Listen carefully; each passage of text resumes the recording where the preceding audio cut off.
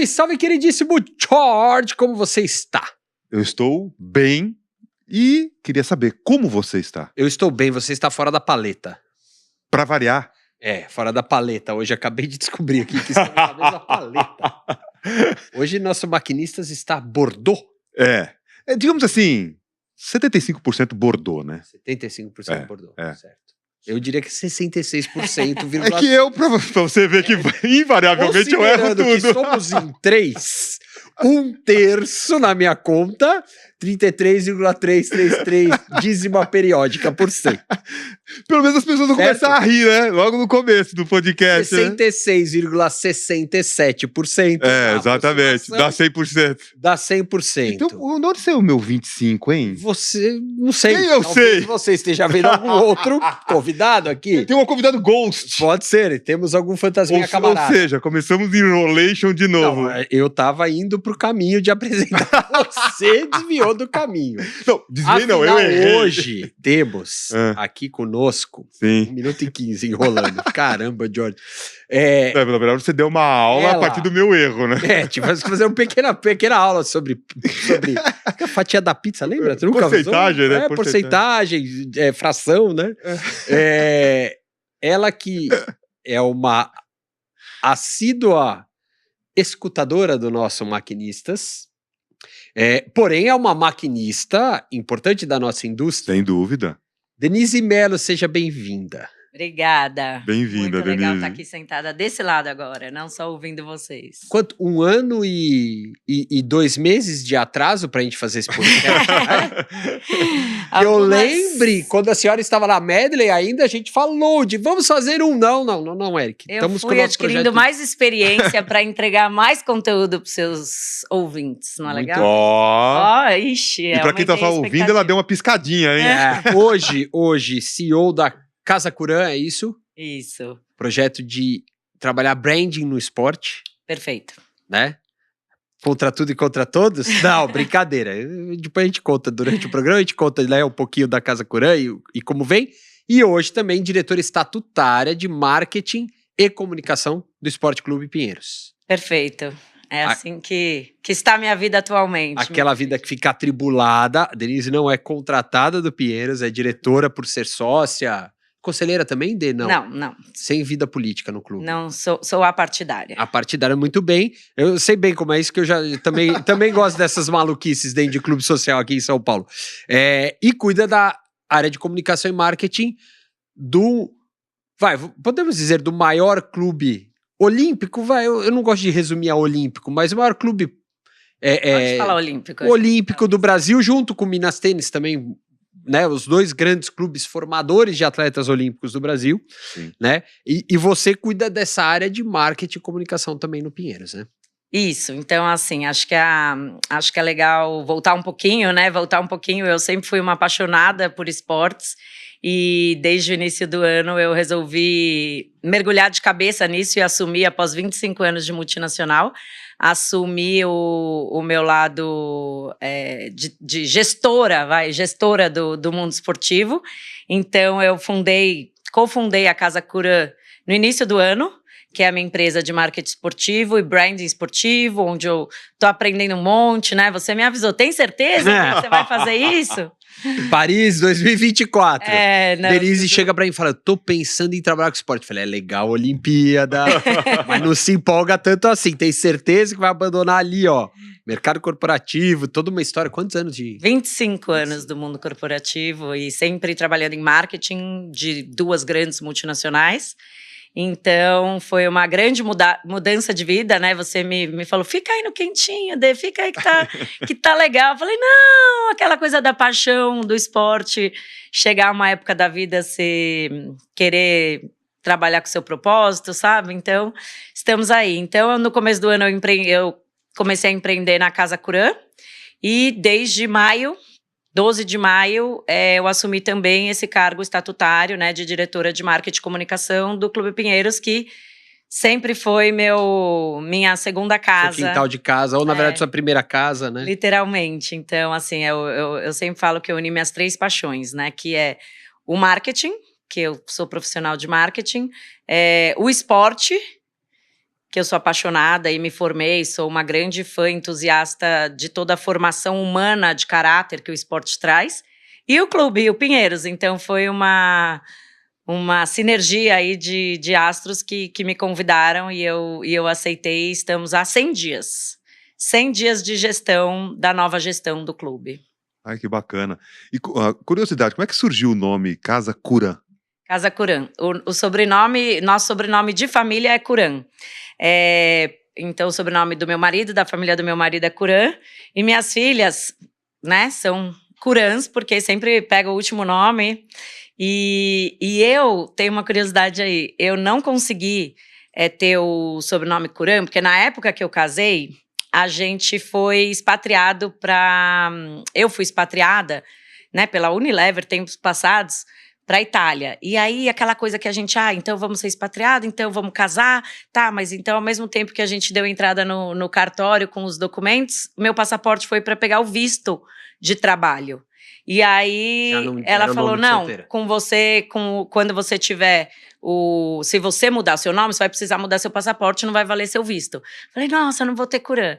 E aí, quando eu fui criar um Instagram anos depois, eu criei Decuran, porque tinha muita Denise Mello, então meu Instagram, por curiosidade, é Decuran. E aí a gente foi criar a empresa e eu falei, nossa, Curan é o nosso sobrenome, mas a gente queria uma coisa meio boutique, uma empresa de branding esportivo muito feita sob medida, customizada.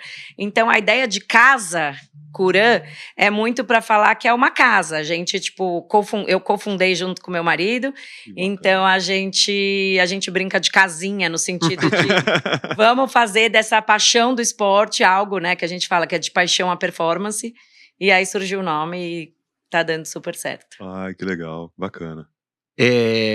Brincadeiras à parte do empreendedor que não te encorajou a empreender, né, mas como que veio essa certeza do passo a ser dado? Porque eu acho que o empreendedorismo é muito isso, é a certeza, você estava certa daquilo, né?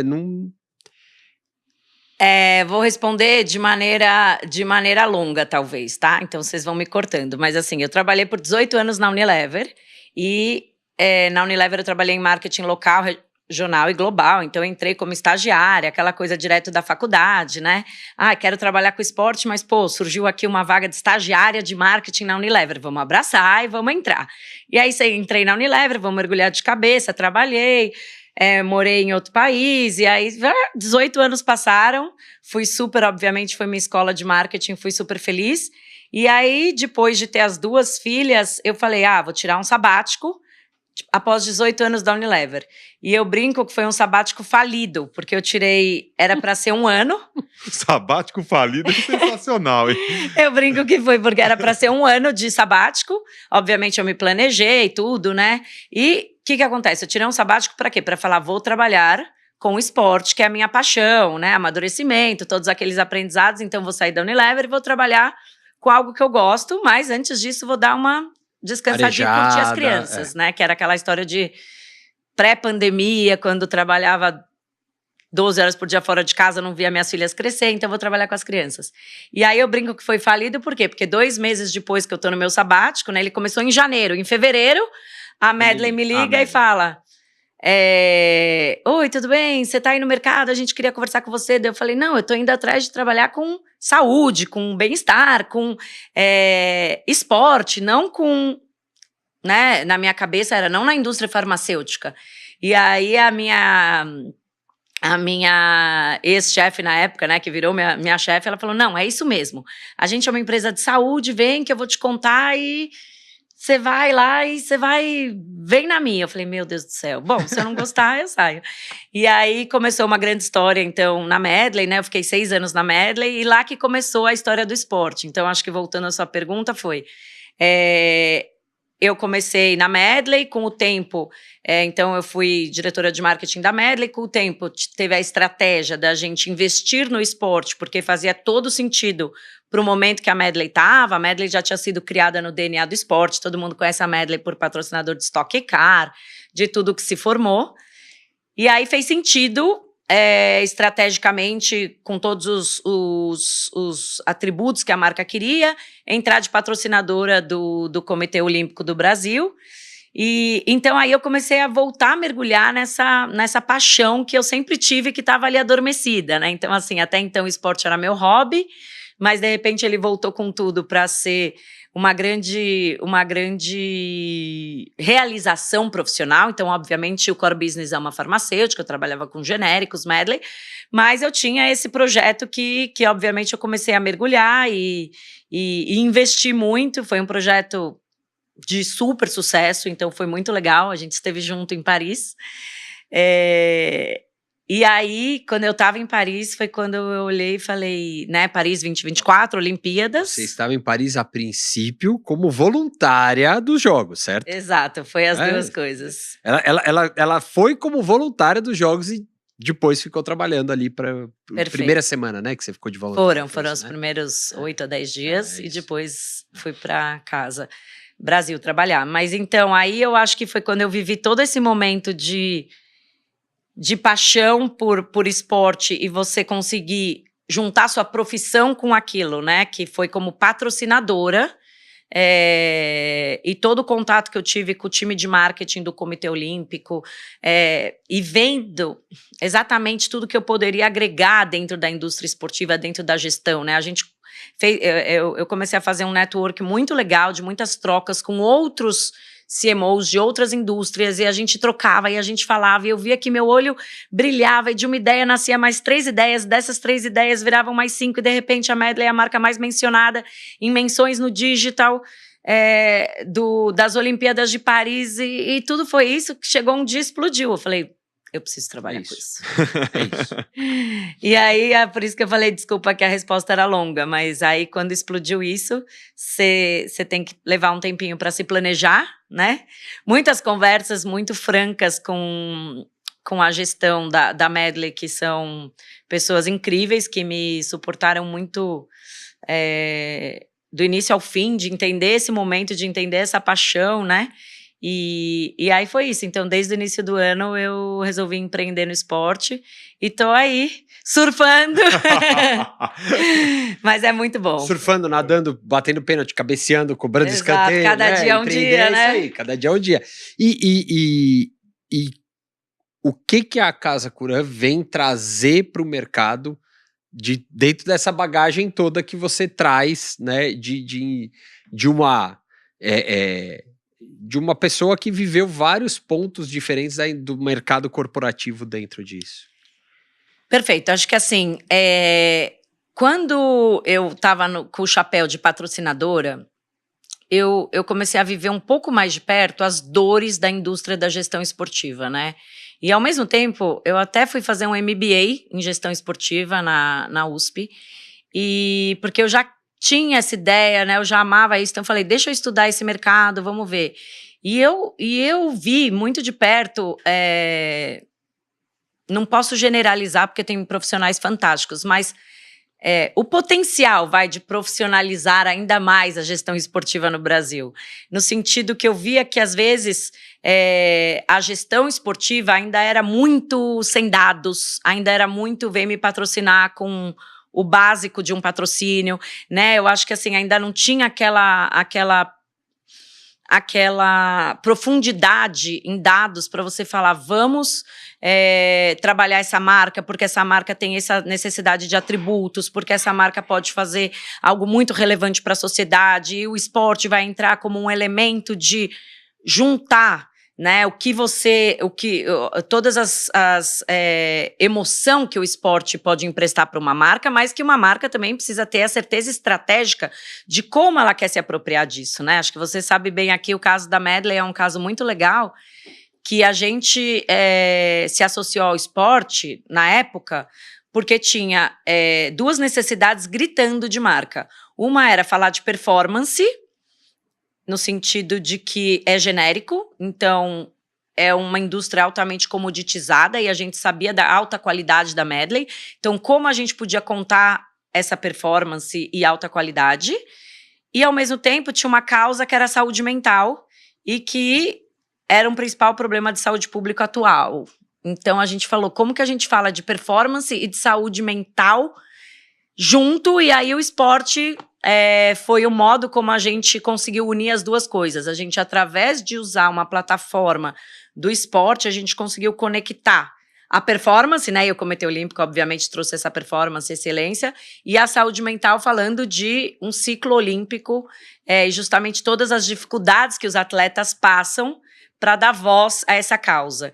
Então acho que o esporte tem essa facilidade de se você usa a sua estratégia bem feita, ele pode reverberar muito, porque ele passa pelo campo da emoção, da paixão, do fanatismo, e aí as marcas que se apropriam ao esporte, se bem estudadas e planejadas, elas têm.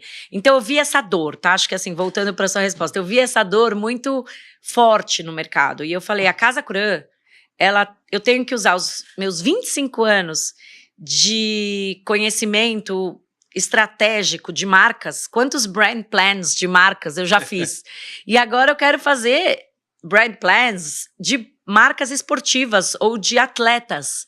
E graças a Deus está dando super certo, né? Obviamente ainda é uma startup bem no começo, mas eu estou conseguindo pegar uns atletas bem legais, onde a gente trabalha essa marca desses atletas, no sentido de como que é o hoje, como que vai ser um pós-carreira, como que essa marca desse atleta pode, de fato, rentabilizar e como ele já se prepara hoje a pensar nele como marca. Então, acho que eu estou trazendo um pouquinho de todos esses 25 anos de aprendizado para a gestão do esporte.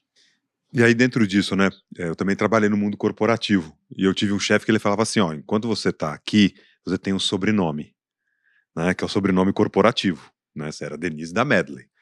Aí você sai, dentro de toda essa trajetória, agora você está do outro lado do balcão.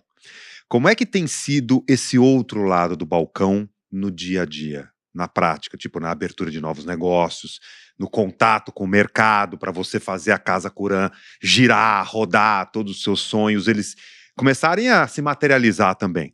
Como é que está sendo esse outro lado do balcão? Perfeito. Agora eu falo assim, a Denise da Casa Curã. Quê? Onde? Como? Não, mas acho que brincadeiras à parte,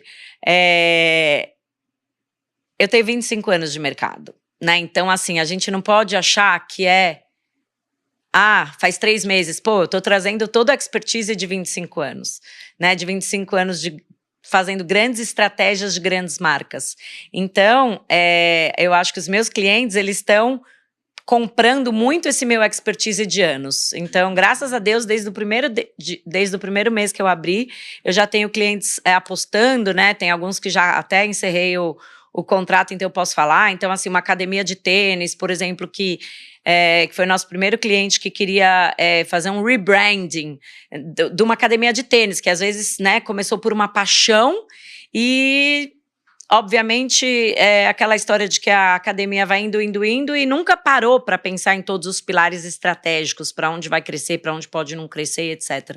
Então, foi muito legal as pessoas confiarem na expertise que a Denise trouxe, e agora, né, até os meus clientes, eles falam assim, putz, que sorte que a gente tem a Denise para poder ajudar a gente no nosso negócio, né? Então, assim, também tenho outras clientes aí que trabalham, que tem uma empresa, né, de saúde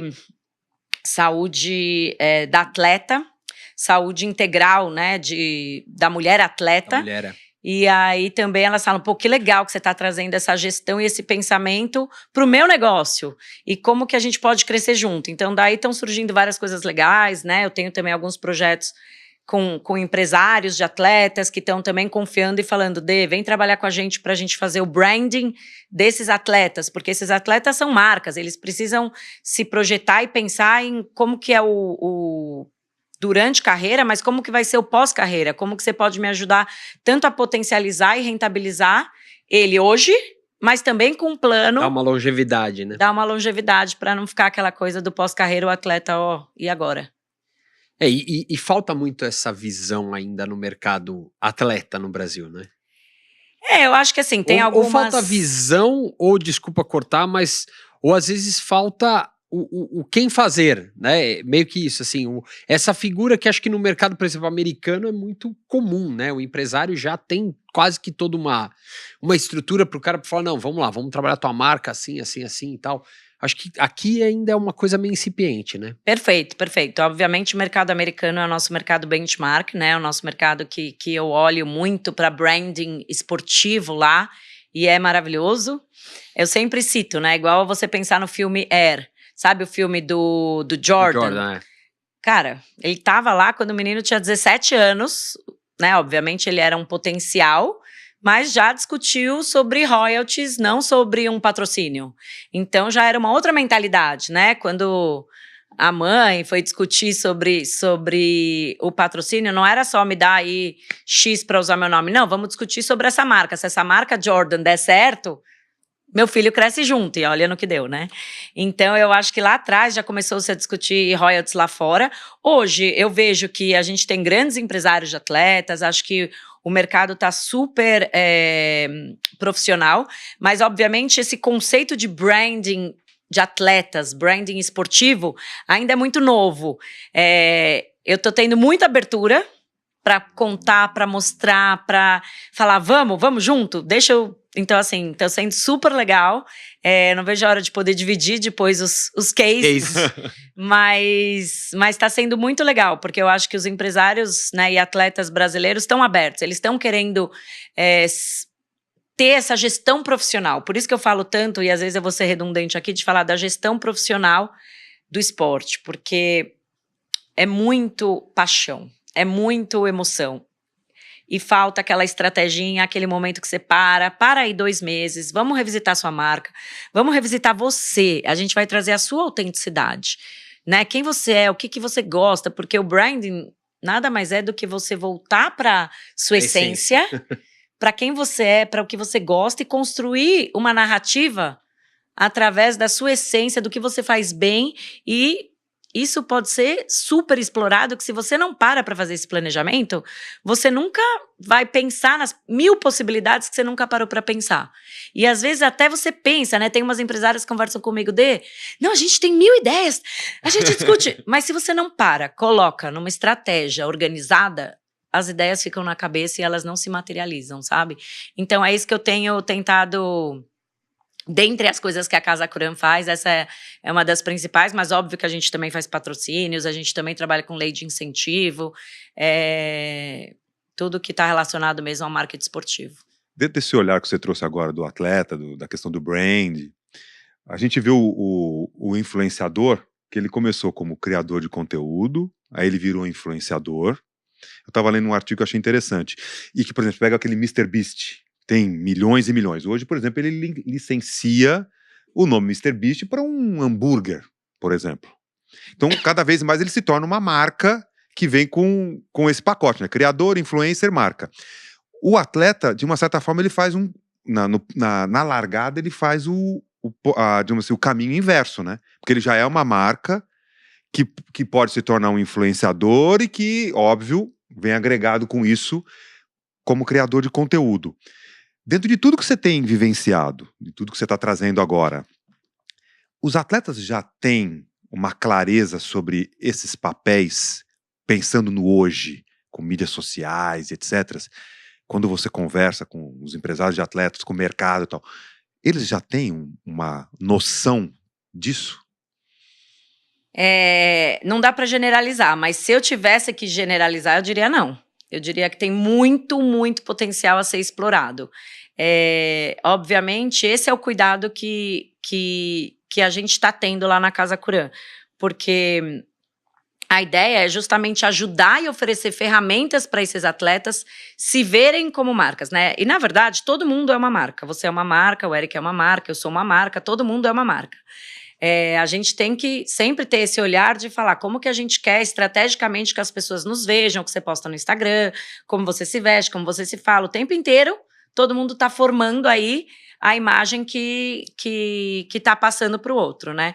E o atleta, você tem um ponto super bom, né? Que se você olhar os mais antigos ou até os que já estão no auge hoje em dia, eles não começaram como influenciadores, né? Eles começaram como atletas e no momento que eles foram ganhando notoriedade na carreira, aí eles vão ficando um pouco mais espertos, obviamente os empresários vão fazendo um papel aí de ajudá-los e vão se tornando marca, vamos pensar assim, com um pensamento mais estratégico, né?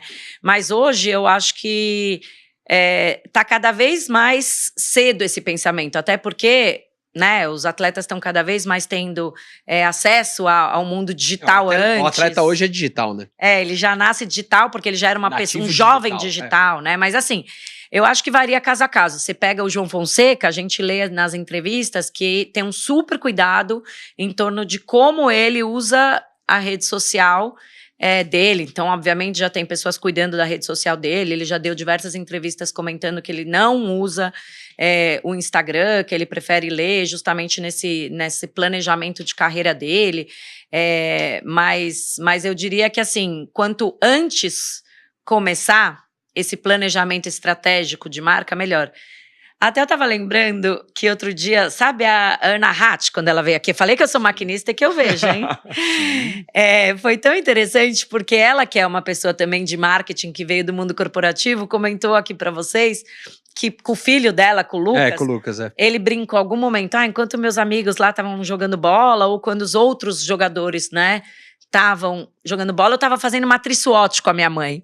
E é muito interessante isso, porque você vê que o Lucas, por ser, né, filho da Ana, ter toda a estrutura e tudo, ele fez um planejamento de carreira dele, justamente matriz SWOT de fortalezas, fraquezas, oportunidades, ameaças, né, que só quem tá no mundo corporativo, que para... E ele fez isso justamente traçando para onde ele quer chegar, e hoje, obviamente, ele tá super bem aí, como vocês contaram. Então, é muito legal, porque o quanto antes você para pensar na sua estratégia, é maior a chance de sucesso, né? A gente fala que branding não é detalhe, é direcionamento com foco estratégico, para ver onde você quer chegar. E o mundo esportivo também, por que não? Por que a gente todas as empresas do mundo param meses no ano para fazer o seu planejamento estratégico, ano a ano? Né? Então, assim, são 25 anos que eu fui do mundo corporativo. Nos 25 anos, quando chega mais ou menos agosto, setembro, você faz aquele download de o que aconteceu de legal esse ano, o que a gente vai querer ano que vem, e faz um planejamento de marca. E por que os atletas não? E por que o mundo esportivo não? Mundo esportivo, né, obviamente, de pequenos negócios, não se a gente fala de multinacionais, empreendedores claro esportivos, quase, tal. Isso.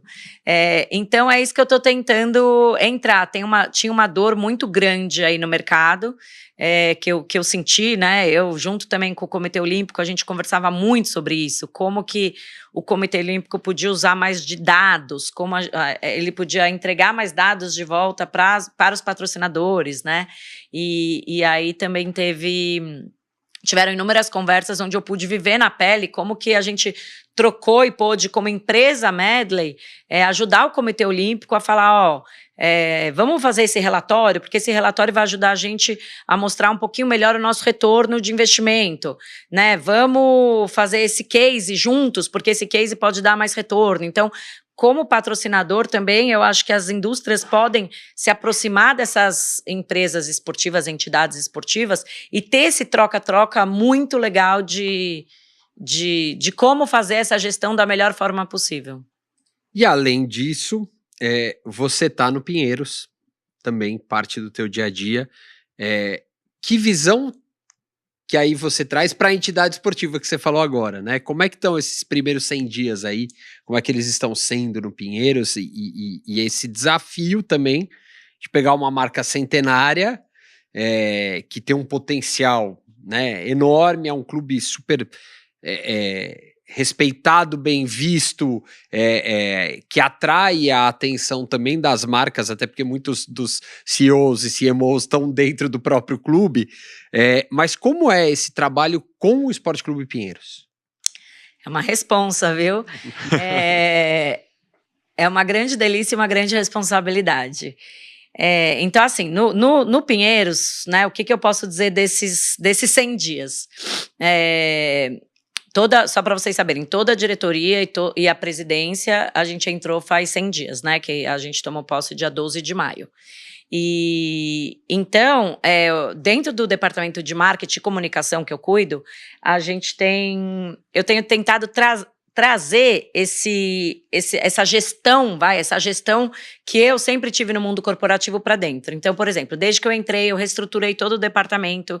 Primeiro que eu juntei, né? A minha diretoria, antigamente, tinham 3 diretorias, vamos dizer assim. Então, era marketing esportivo, marketing institucional e comunicação. E os 3 ficaram abaixo de mim agora, porque a gente entendeu que faz mais sentido. Então, hoje, na diretoria que eu cuido, tem uma área de patrocínios, que obviamente a gente vê cada vez mais a importância de trazer grandes marcas para clubes esportivos associativos. Eu criei a área de branding, então, como vocês já perceberam, né? Eu gosto de branding, eu acredito no branding.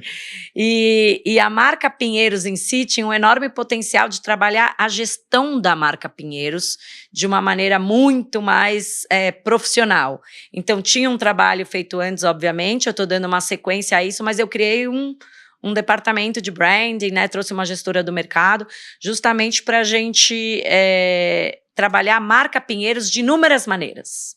Inúmeras.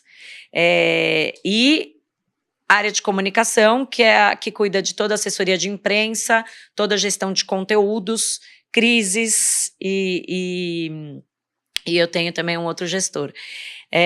Então, assim, acho que está sendo uma experiência muito legal. Como diziam meus amigos do esporte, eles falavam assim, você vai precisar de uma minutagem no mercado esportivo. Então, está sendo minha minutagem no sentido de... Minutagem é legal.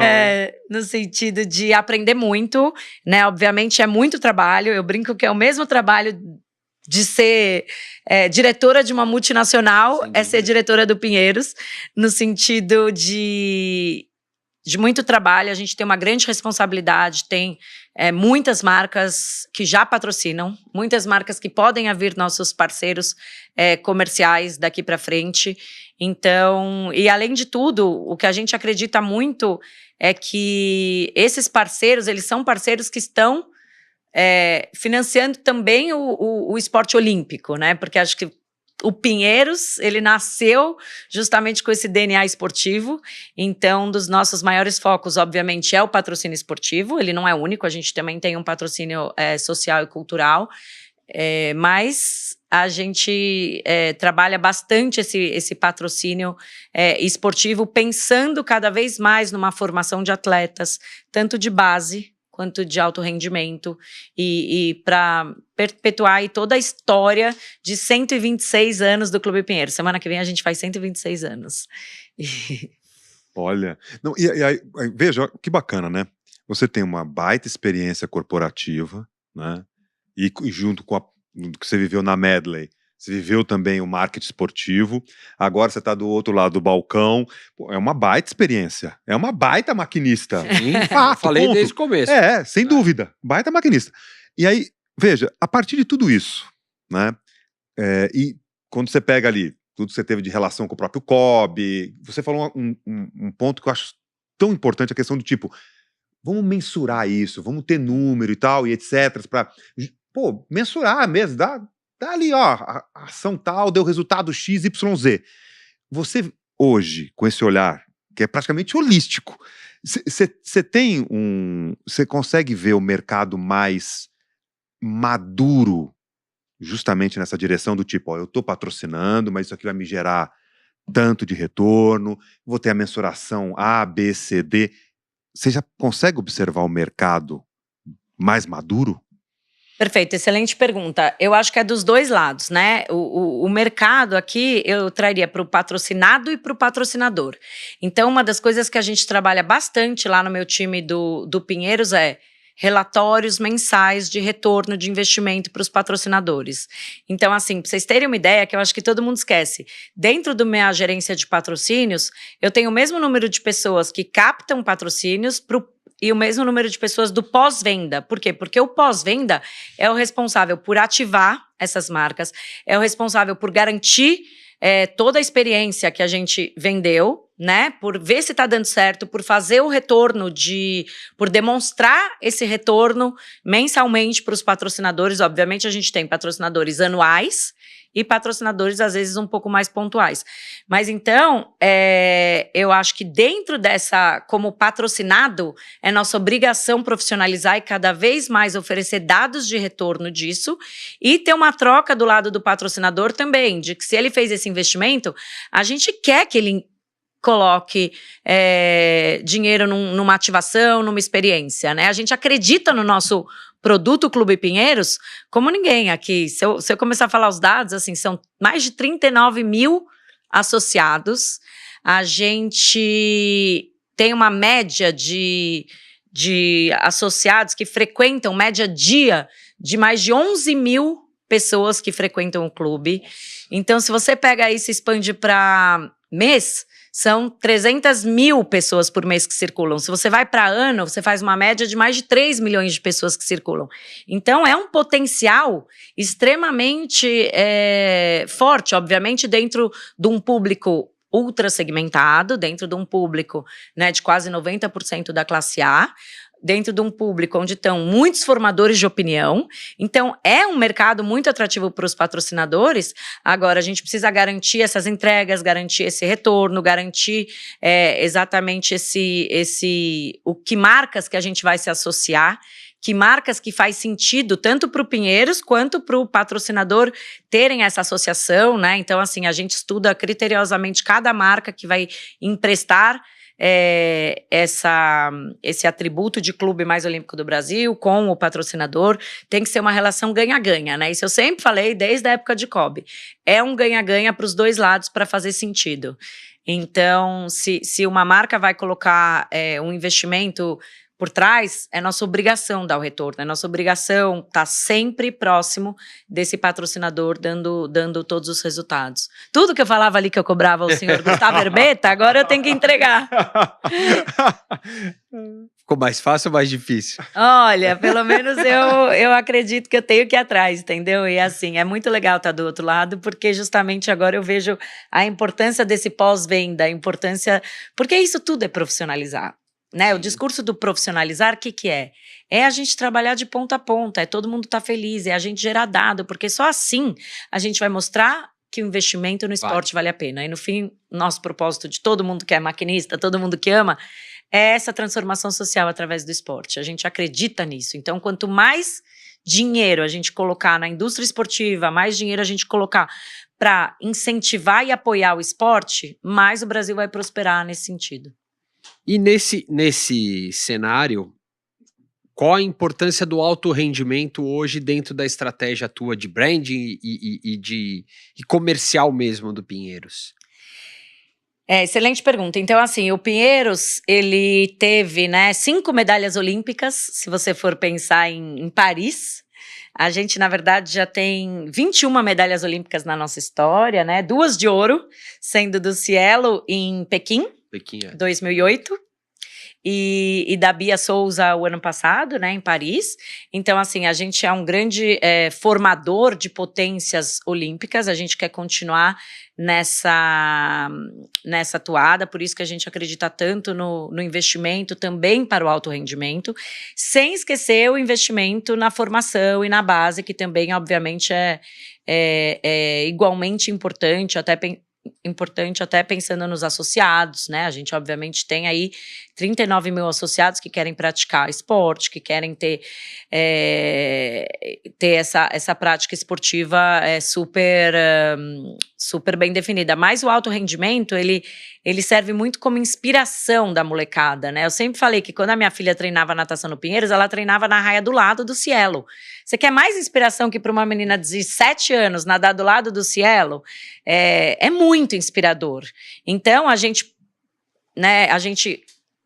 financiando e apoiando o alto rendimento dentro do clube, a gente acredita muito que isso vai inspirar, vai fomentar e vai gerar, obviamente, uma inspiração muito grande para os associados virem, obviamente, a poder também se tornarem um atleta aí de alto rendimento. Ele é quase um endomarketing ali, né? Não, é muito bom, você respira, então você vai andar, você encontra o Baby, encontra a Bia, encontra a Júlia da ginástica, ginástica, né? Você tem o Gui Loureiro, você tem a Larissa, enfim, você tem um monte de atletas olímpicos ali do seu lado, e a criançada, obviamente a gente promove uma série de encontros por modalidades para todo mundo poder ver, né?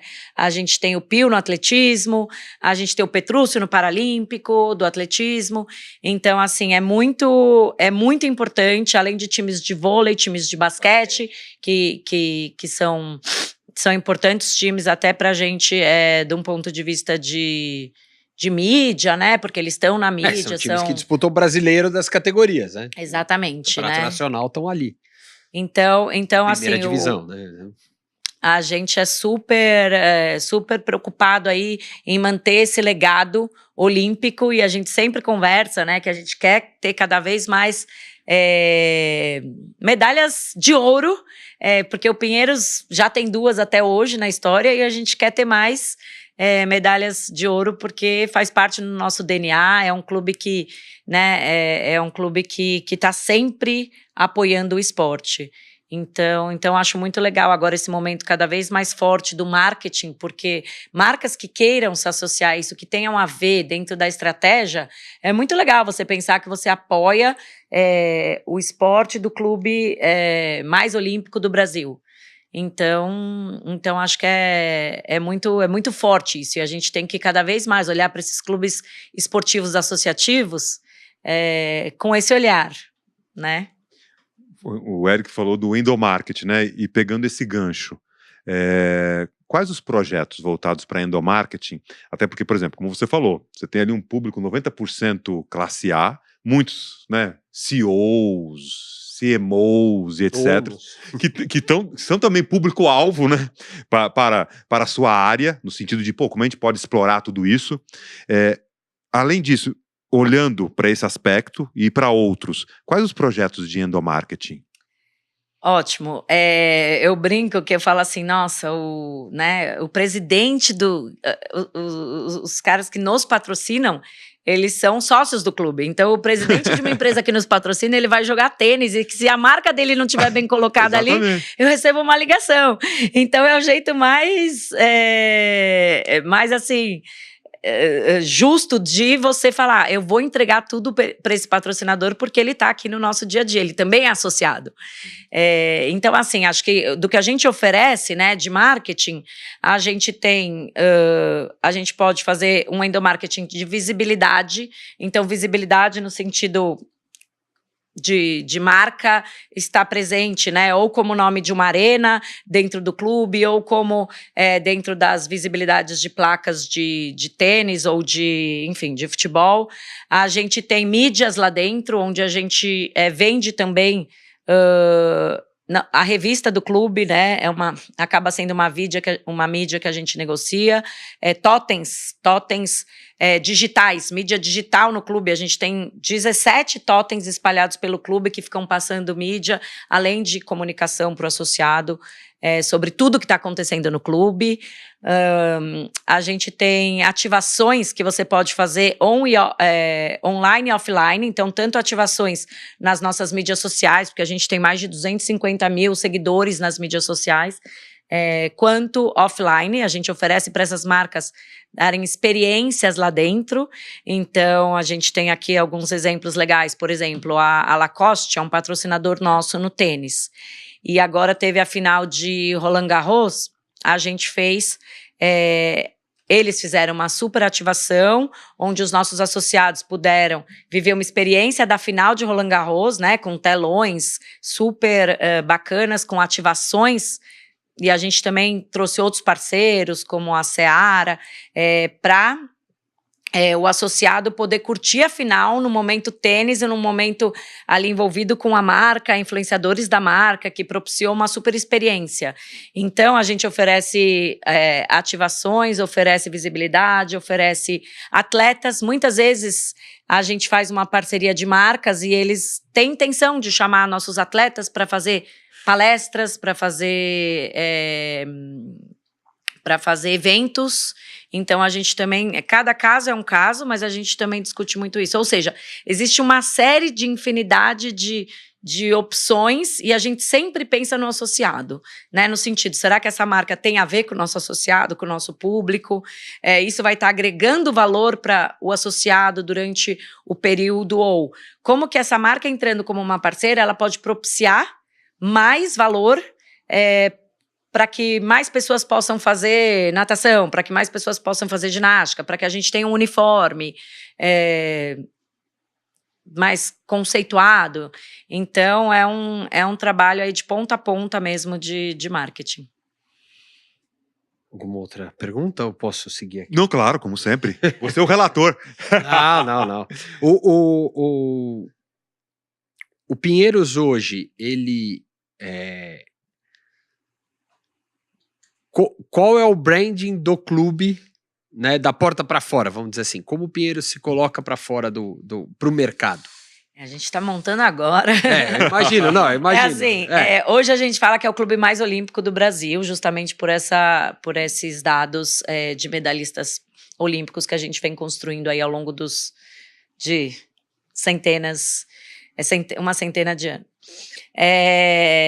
Então, hoje a gente se coloca como o clube mais olímpico do Brasil, hoje a gente se coloca como um clube, obviamente, formador, né, de atletas, e o mercado, ele quer se associar a isso. Então, quando eu tenho reuniões, né, com os diretores das marcas, é muito sobre isso, o que faz sentido para você ter nesse ganha-ganha de se associar ao Clube Pinheiros? Quais são os atributos? Então, geralmente, vem para mim que eles querem se associar a um clube que apoia determinadas modalidades, ou porque faz parte da estratégia da marca, ou porque justamente eles querem... Muitos vêm via lei de incentivo. A gente tem atualmente 5 projetos de lei de incentivo, né? Desde formação... A gente tem um projeto de formação, um projeto olímpico, um projeto de logística, porque, obviamente, para tudo isso, custa muito. Então, a gente precisa justamente de parceiros para poder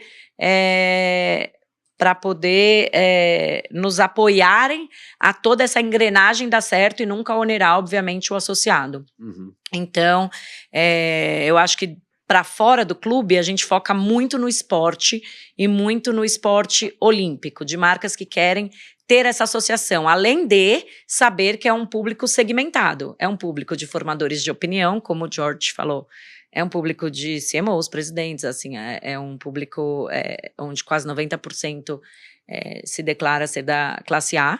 Então a gente tem todo esse cuidado com as marcas, mas que é muito legal, né? Acho que assim, para fazer uma ação de relacionamento, para fazer uma ativação, para fazer um apoio ao esporte, produto, a gente tem eventos, né? Semana passada a gente teve 2 atletas participando de eventos lá, por exemplo, na Ticket, que é um dos nossos patrocinadores, o Arthur Nori e a Júlia foram falar sobre, obviamente, tudo que eles aprenderam no esporte, qual é o paralelo disso com o mundo corporativo. O Baby também é um parceiro grande que sempre está... Grande mesmo, Em todos os sentidos o Baby é grande, né? Grande Baby, demais, gente boa demais. Que está começando também a palestrar, então foi super legal. Semana passada ele também teve uma participação na Livelo. Então é isso, a gente está justamente explorando isso de maneira que sempre volte para a finalidade esporte. Mas eu não posso esquecer, senão minhas pares da diretoria cultural e social um lado que é brigam forte comigo. lá, né? Então a gente também tá, por outro lado, tem grandes parcerias essa semana teve um quarteto super legal da OSESP, justamente porque a gente também, através dessas parcerias, sempre está com o olhar de buscar experiências novas para o público e, obviamente, tem que se adequar ao nosso público. Então, a gente faz bastante coisa muito legal, eventos sociais. A Festa Junina do Pinheiros é uma festa junina super consagrada e que está embaixo também do meu chapéu no sentido patrocínio, né? Não de organização. A organização, o Departamento Cultural Social vai dar conta, porque não é fácil, não. Mas a a gente tem aí um produto, vamos dizer assim, que a Festa Junina do Pinheiros é uma das maiores de São Paulo, né? Então é um produto muito, muito procurado ao longo do ano. A gente cada vez mais tenta fazer esse pacote de possibilidades de produtos também, misturando o cultural, social e o esportivo, porque o pinheirense ele está em todos os cantos, né? Ele está no esporte, mas ele também vai para o social, ele também vai para o cultural. Então, como os nossos eventos podem ser cada vez mais atrativos para as marcas, grandes parceiros, né? A gente tem a Heineken como um dos nossos mais recentes aí apoiadores, e também junto com eles a gente pensa muito em eventos, como que a gente traz essa experiência para o associado. Então é isso, tem bastante trabalho. Voltando um pouquinho no endomarketing, mas aí na questão da comunicação, quais os desafios que vocês têm, olhando ali pro clube, na questão de tipo assim, como se comunicar e se conectar com essa galerinha mais jovem?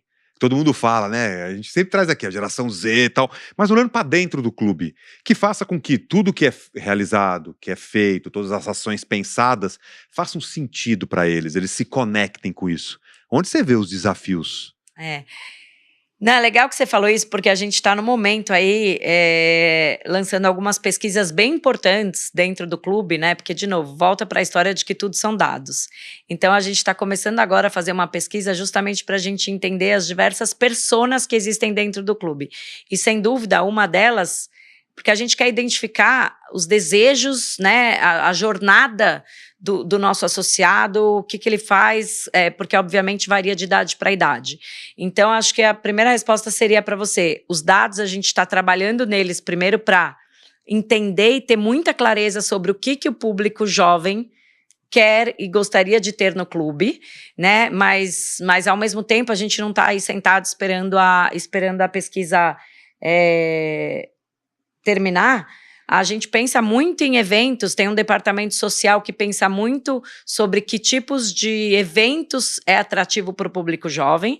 Então, eu tenho uma diretora de social que está pensando bastante sobre que tipos de eventos para a gente manter o associado dentro do clube, né, em festas.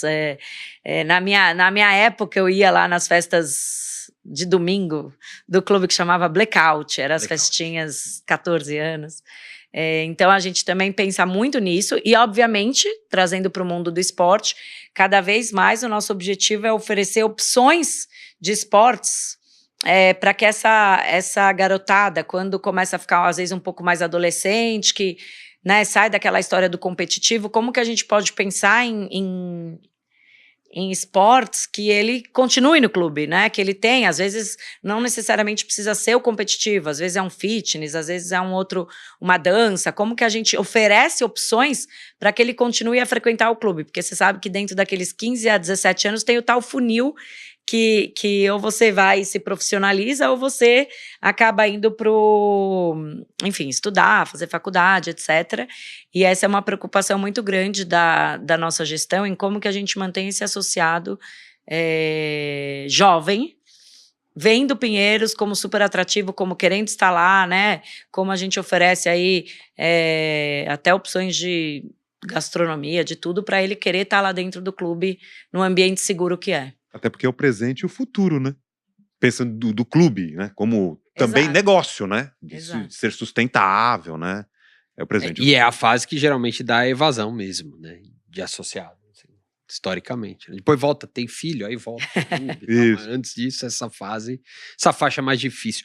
Denise, qual que foi o grande desafio para você sentada na cadeira do marketing de uma entidade esportiva? O que você esperava e não veio, ou não esperava e veio, enfim, né? Qual foi esse desafio de estar nisso? Tem uma coisa que o nosso presidente, né, o André Fiori, ele tem falado e que eu acho muito interessante, porque assim, no começo, acho que eu pensei, eu acho que a gestão da diretoria de marketing é muito um clube empresa, né? Acho que eu tenho essa ideia na cabeça.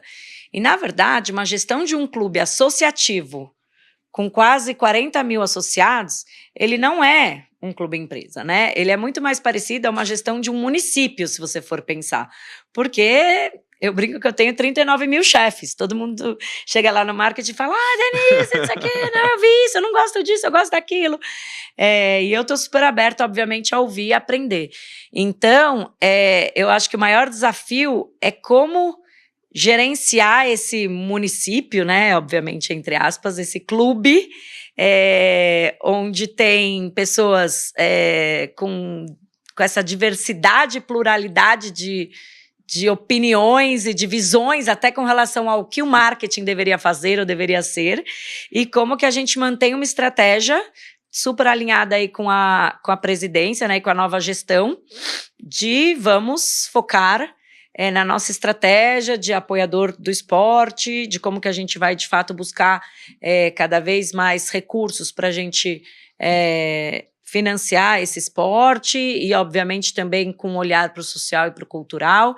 Então, acho que o maior desafio é você seguir na sua linha trilha. E na sua conduta, porque a gente ouve bastante coisa, né? Eu acho que isso os meus colegas aí de outros clubes também, eu já tive a oportunidade de trocar figurinhas com os diretores de outros clubes, e é muito similar mesmo. A gente tem que acreditar aí na nossa estratégia e seguir, porque se você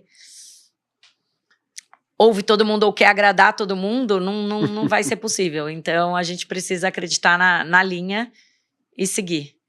Uma pergunta mais genérica, no sentido de brand. Com toda a sua experiência, quais são os principais atributos de uma marca de sucesso?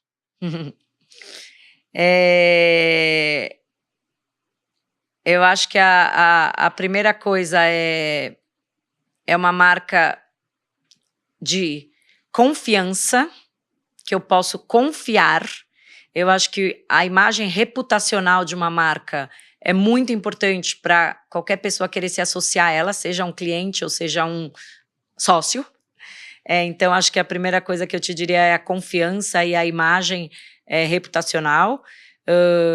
Existe atributos de qualidade, né? De uma qualidade, obviamente, de que seja o melhor que você pode oferecer dentro do ambiente esportivo ou dentro do ambiente que essa marca atua. Então, vamos lá. Eu falei confiança. Qualidade. Reputação, né? Reputação.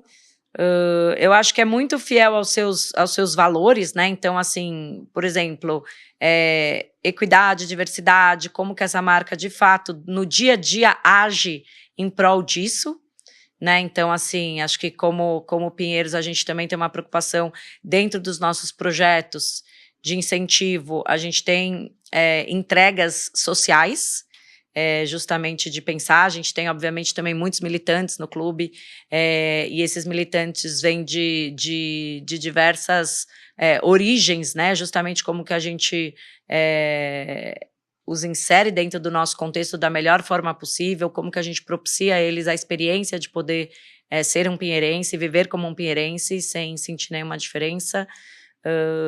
Então, acho que são os valores, acho que é a imagem reputacional, acho que é a imagem de confiança, porque tudo isso gera a lealdade, né, a frequência. Cada vez mais pessoas vão querer se associar à marca Pinheiros e mais associados vão querer ser do Pinheiros. E assim o nosso título continua sendo super bem visto no mercado e etc.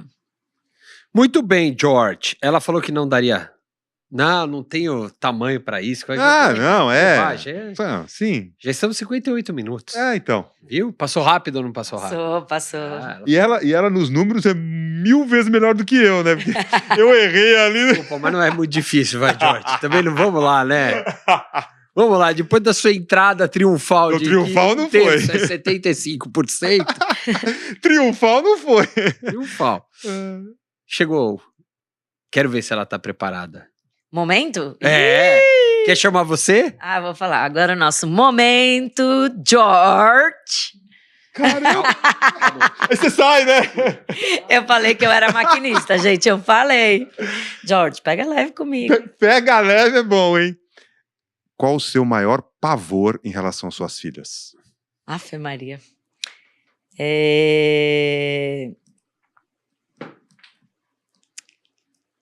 Eu acredito que essa formação de caráter, né? De ter filhas que não foram bem formadas e bem educadas e que eu perceba isso através de atitudes delas.